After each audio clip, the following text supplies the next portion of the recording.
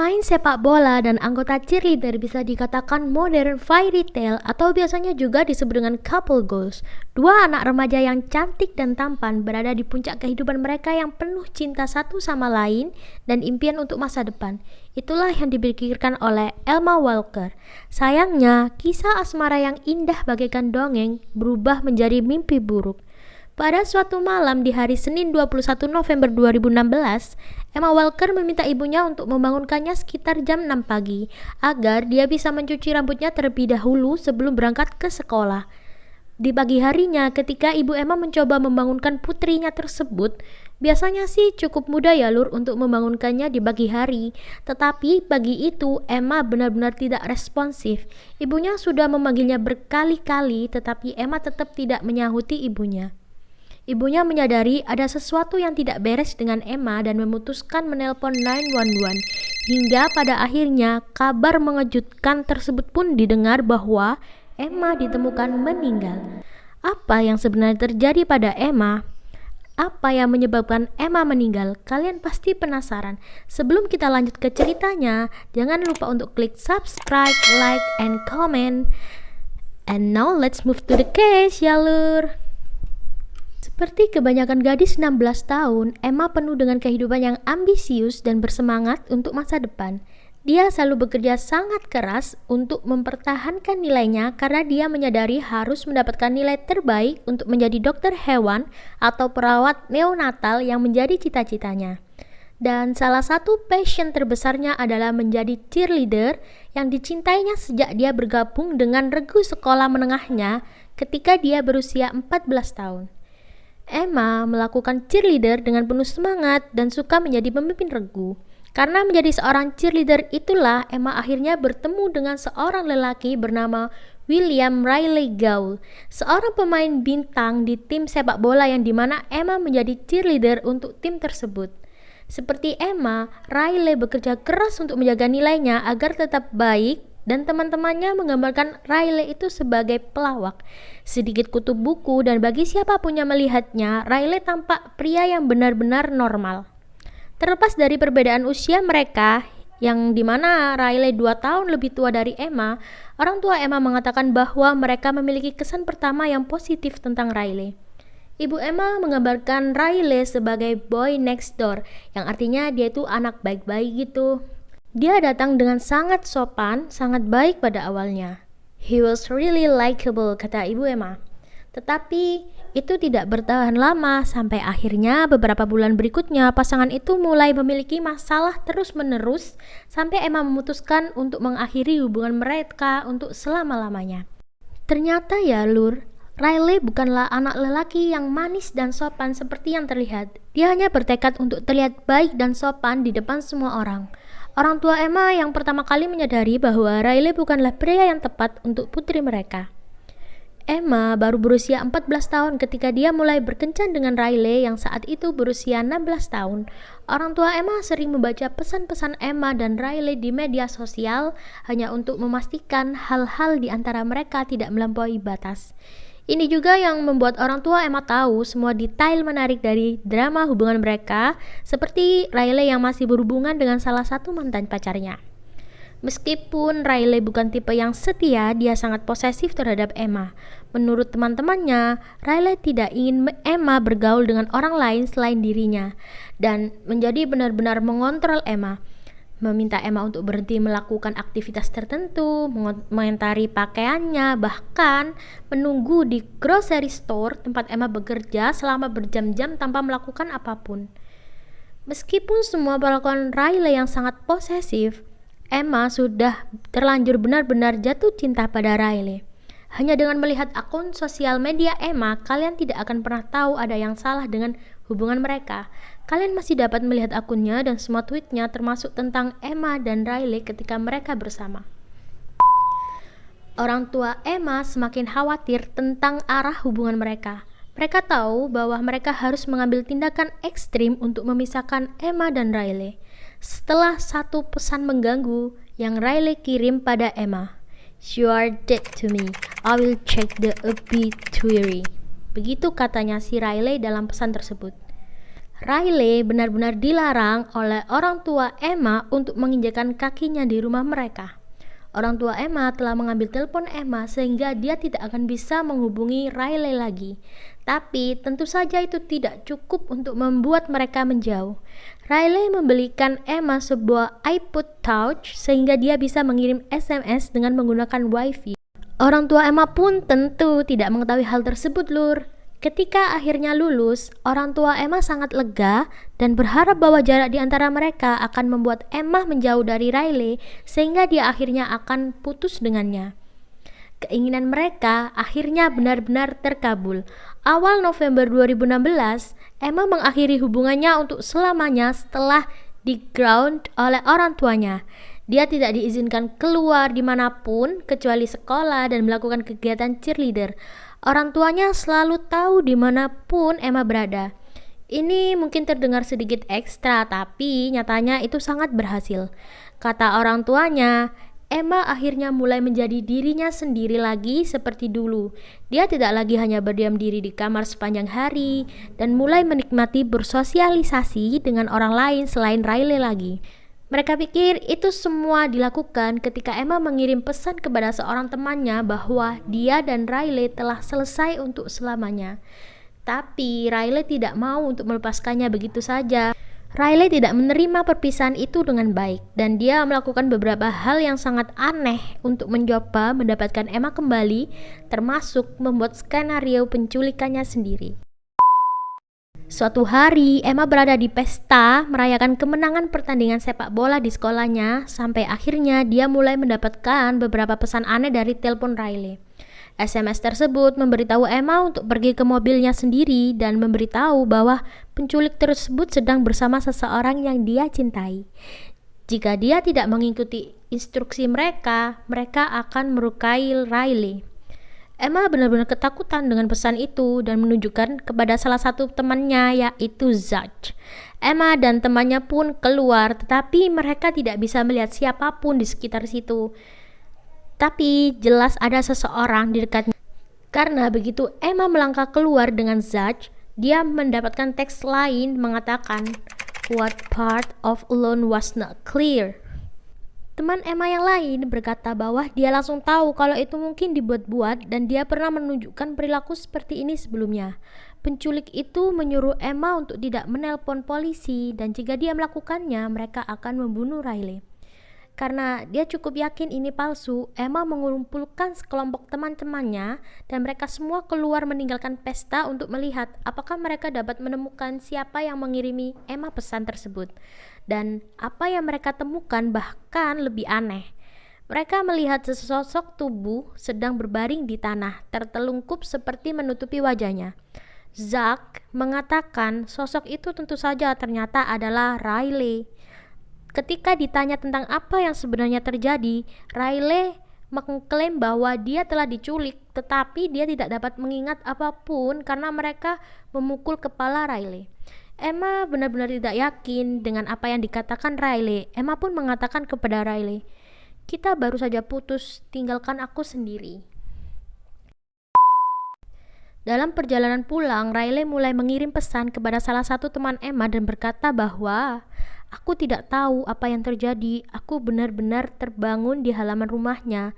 Aku bisa saja terbunuh dan Emma bahkan tidak peduli." Sepertinya Riley ini berbakat sekali ya dalam hal akting. Nah, dia sampai kepikiran untuk bisa menciptakan skenario untuk penculikan dirinya sendiri. Gila banget sih. Keesokan harinya, Emma sendirian di rumah. Dia melihat keluar ke jendela dan melihat seorang pria berpakaian dari kepala sampai kaki dengan pakaian yang serba hitam datang ke rumahnya. Emma ketakutan. Orang pertama yang ditelepon Emma adalah Riley. Dia mengiriminya SMS yang berbunyi, "I hate you, but I need you right now." Riley mengatakan bahwa dia sedang ngebut ke sana. Sekali lagi, teman Emma curiga dengan seluruh situasi yang telah terjadi terhadap Emma. Hailey, teman Emma, mengklaim dia melihat mobil Riley diparkir di kolam renang dekat area rumah Emma. Ketika dia bertanya kepada Riley, "Apa yang kamu lakukan di sana?" Riley menyangkal bahwa itu bukanlah dia. Ketika Hailey mendengar tentang pria berbaju hitam, dia langsung tahu siapa orang itu. Hari itu Emma seharusnya bertemu dengan ibunya yang khawatir ketika putrinya tidak pernah muncul.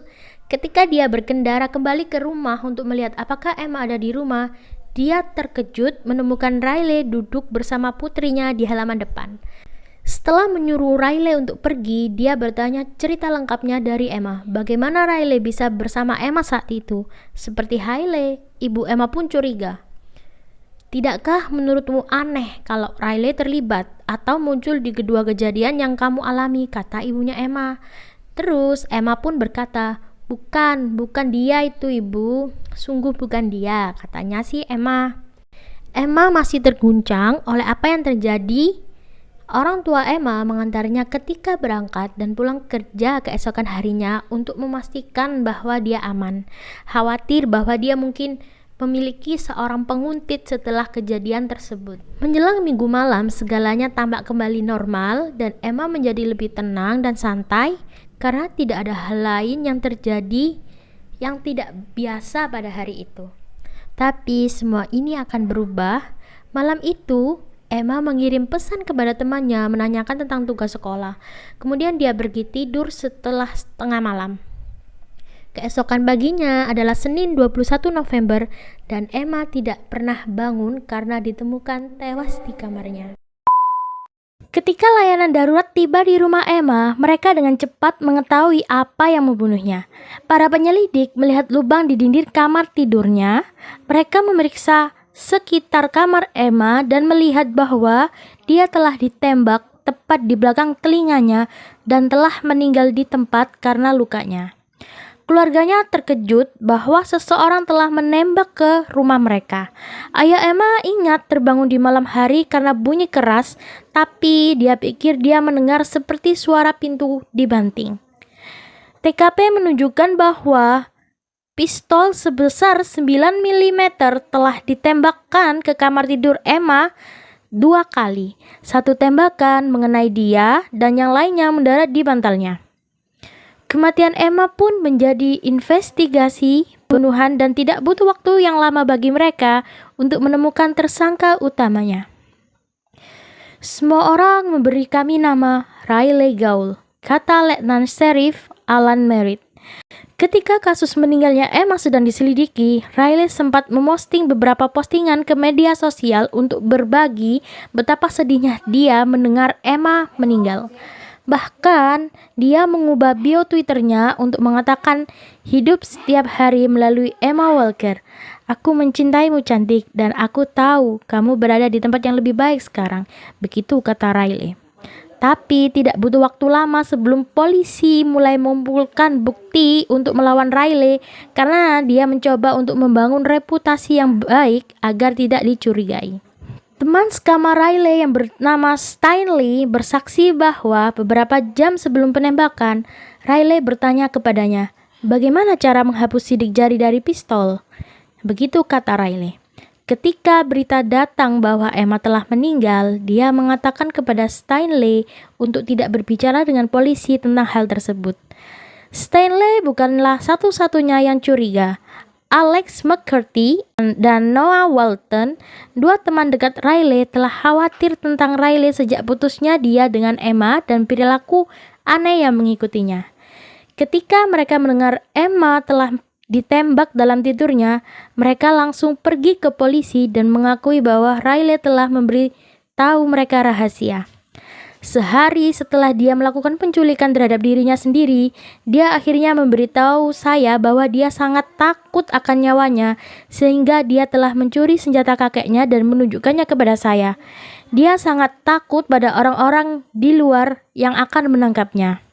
Begitu jelas temannya Riley. Riley juga bertanya kepada mereka bagaimana cara menghilangkan sidik jari dari pistol, dan ini benar-benar membuat Alex dan Noah takut. Riley mengaku bertanya kepada mereka karena teman sekamarnya ingin tahu, tapi dengan apa yang terjadi, mereka pun tahu bahwa Riley itu sedang berbohong. Riley kemudian mengklaim bahwa dia telah mengembalikan pistol itu ke kakeknya karena Riley dengan jelas mempercayai kedua teman ini dengan rahasianya. Akhirnya mereka pun bekerja sama dengan polisi. Polisi meminta mereka untuk mencoba merekam pengakuan Riley atas meninggalnya Emma dan mereka pun setuju. Polisi memberi mereka mikrofon rahasia yang dipasang pada Alex dan Noah yang mencoba untuk membuat Riley mengaku. Dalam rekaman tersebut, Riley tidak sepenuhnya mengakui bahwa dia menghilangkan nyawa Emma, tetapi dia mengaku mencuri pistol dan banyak hal yang dia katakan membuatnya tampak cukup bersalah sehingga dia dituduh telah menghilangkan nyawa Emma. Aku mempercayaimu seperti dengan hidupku karena maksudku adalah 70 tahun penjara jika aku dihukum karena sesuatu yang tidak aku lakukan. Dia kemudian mengatakan kepada mereka bahwa dia membutuhkan bantuan mereka untuk menyingkirkan pistol yang dia miliki. Dia mengakui sebenarnya pistol itu tidak diberikan kembali kepada kakeknya seperti yang dia katakan sebelumnya. Dia ingin pergi ke suatu tempat yang disebut tebing yang menghadap ke sungai Tennessee. Lalu dia mengatakan kepada temannya bahwa rencananya adalah melempar pistol ke sungai yang sangat besar sehingga penegak hukum tidak akan pernah menemukannya. Begitu mereka tiba di tebing, Riley menunjukkan kepada teman-temannya bahwa dia masih memiliki pistol dan dia ditangkap segera oleh polisi. Riley pun mengaku melepaskan tembakan ke kamar Emma, tetapi mengklaim dia tidak pernah bermaksud untuk menghilangkan nyawanya. Dia mengklaim bahwa dia hanya ingin menakut-nakuti sehingga dia akan kembali ke pelukan Riley, sama seperti yang Emma lakukan sehari sebelum ketika dia ditakuti oleh pria misterius berkulit hitam. Pada Mei 2017, Riley dinyatakan bersalah atas menghilangkan nyawa seseorang tingkat pertama, penguntitan, pencurian, dan merusak barang bukti serta kepemilikan senjata api. Dia tidak akan berhak mendapatkan pembebasan bersyarat selama 47 tahun ketika dia berusia 71 tahun. Kasus ini merupakan salah satu kasus yang paling menakutkan yang pernah aku temui. Sangat buruk bahwa orang akan melakukan ini hanya untuk mencoba mendapatkan seseorang kembali. Mereka mengaku cinta tapi mereka malah menyakiti mereka. Setidaknya Emma mendapatkan keadilan atas apa yang dilakukan Riley padanya, dan Riley tidak akan bisa menyakiti orang lain seperti ini lagi. Apa pendapat kalian tentang kasus ini? Apa kalian benar-benar berpikir Riley hanya mencoba menakut-nakuti Emma? Atau apakah dia ingin benar-benar menghilangkan nyawa Emma? Saya tidak sabar untuk membaca komentar Anda di bawah, dan jangan lupa untuk kasih ide-ide cerita apa yang akan aku bawakan selanjutnya. So yeah, see you on the next video.